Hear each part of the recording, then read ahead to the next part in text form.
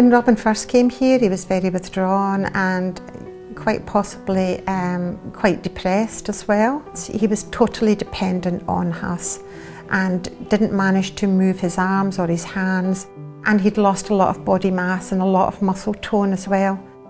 When I first met Robin, he was working at the engineering yard in Malik. We got together in the disco days. And that's how, yeah. And then we got wed in '88. As a young man, he had been incredibly fit. He'd even been in the SAS. So he was a very strong-minded and independent man.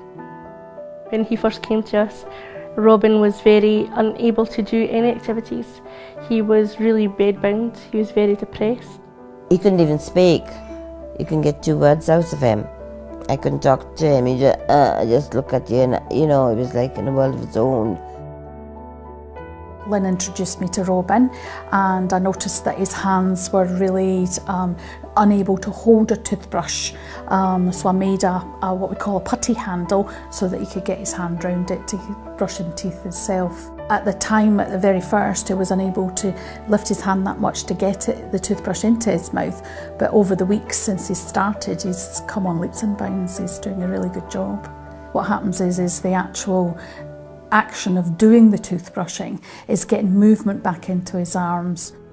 We were then encouraging Robin to hold the face cloth, to lift his arm up.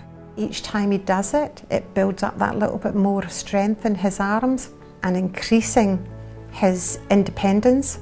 He has become more positive in his outlook. We managed to find out more of the things that he was interested in, and we managed to get him to start coming to activities. And he quite enjoys the fact that it's an ex-army officer that's coming in and doing these exercises with him, because he's got an affinity with that person. Robin and Halcyon's relationship has developed and has gone back to being less stressful for Halcyon. Because of the way that Robin has improved since he's been here.